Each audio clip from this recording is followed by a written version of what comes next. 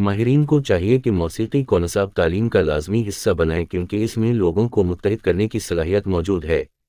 موجودہ حالات میں اس کی ضرورت اس لیے بھی ہے کہ ان دنوں کچھ سماج دشمن عناصر حکومت کے لیے ایک چیلنج بن کر ہندوؤں اور مسلمانوں کے درمیان اتحاد کو توڑنے کی کوشش کر رہے ہیں۔ نیز دونوں برادریوں کے طلباء کے درمیان نفرت اور تشدد کے ساتھ اس اندرونی اتحاد اور صدیوں کے بقائے باہمی کو توڑنے کے لیے ایک سست زہر کا ٹیکہ لگایا جا رہا ہے۔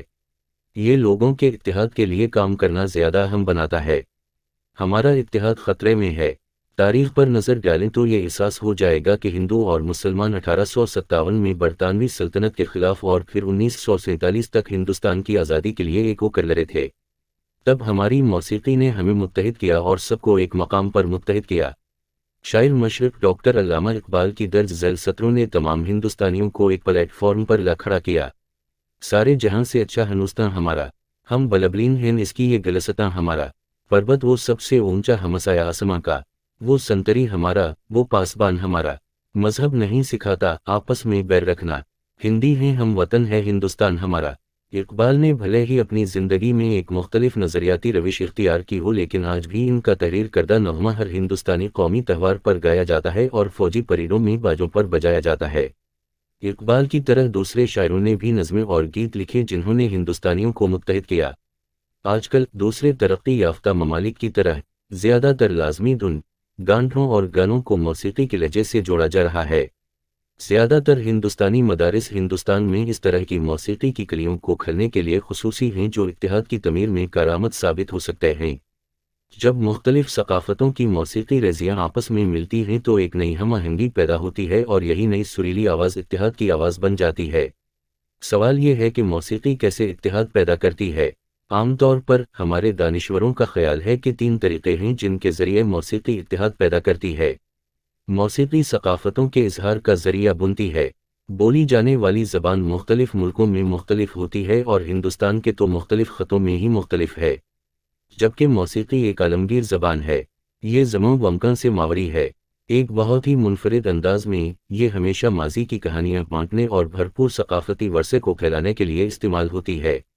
کئی بار میں نے محسوس کیا ہے کہ انسانیت کی رہنمائی کے لیے حضرت محمد صلی اللہ علیہ وسلم پر نازل ہونے والا عظیم الشان قرآن کے قدر سریلے لہجے پر مشتمل ہے اور اپنی عظمت کی بنا پر لوگوں کو اپنی طرف متوجہ کرتا ہے، اگرچہ اعلیٰ موسیقی نہیں بلکہ وہ موسیقی جس میں وحدت میں تنوع شامل ہے۔ کبیر، سور اور تلسی کے بھجن گاتے ہوئے ہم ایک روحانی تجربے سے گزرتے ہیں جو مذہب، ذات پات سے بالاتر ہے۔ ان دنوں اس موسیقی کو ٹیکنالوجی اور آلات موسیقی کے جدید ورژن کے ذریعے گلیمرائز کیا جا رہا ہے۔ موسیقی ثقافتی رکاوٹوں کو توڑنے اور 2 یا 2 سے زیادہ الگ الگ گروہوں کو ایک پلیٹ فارم پر متحد کرنے کی طاقت رکھتی ہے۔ کبیر اور رسخاں کے بھجن ہندوستان کی 2 سب سے بڑی مذہبی برادریوں کو اتحاد کی دہلیز پر لانے میں بہت مددگار ہیں۔ حکومت کو موسیقی کے فروغ کے لیے مزید درسگاہیں کھولنے کے لیے اقدامات کرنے چاہیے۔ موسیقی سیکھنے والوں کو گھومنے پھرنے کی جگہ فراہم کرتی ہے۔ بعض اوقات مختلف ذوق کے سیکھنے والے کھیلوں، ماہرین تعلیم یا دوسرے کلبوں میں اپنے داخلے کے لیے جدوجہد کرتے ہیں اور آخرکار خود کو اپنی کوششوں میں ناکام پاتے ہیں، لیکن جہاں تک تعلیمی مراکز یا نجی شعبوں میں محکمہ کا تعلق ہے، یہ موسیقی اور موسیقی کے آلات کے فوائد کے ساتھ سب کو گلے لگاتا ہے۔ ایسے امیدوار جو حالات سے مایوس ہو کر اپنے لیے کامیابی کی سیڑھیاں چڑھنے کے لیے جگہ تلاش کر لیتے ہیں اور آخرکار وہ اپنے معاشرے کی اصلاح کے لیے اتحاد کے لہجے میں نظر آتے ہیں، اس طرح وہ تنوع میں اتحاد پیدا کرتے ہیں۔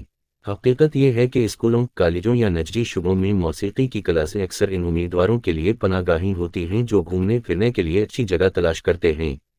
ہماری سیکولر حکومت کو ہندوستان کی سرزمین پر اتحاد اور یکجہتی کے فروغ کے لیے موسیقی کی کلیوں کو بڑے پیمانے پر کھلانا چاہیے۔ موسیقی میں بچوں کی ضروریات بھی شامل ہوتی ہیں۔ موسیقی انسان کے سماجی دائرے کو وسعت دینے میں مدد دیتی ہے اور عمر کی رکاوٹوں کو بھی توڑ دیتی ہے۔ ایک بچے کو بہت کم عمری سے ہی موسیقی سے متعارف کرایا جا سکتا ہے۔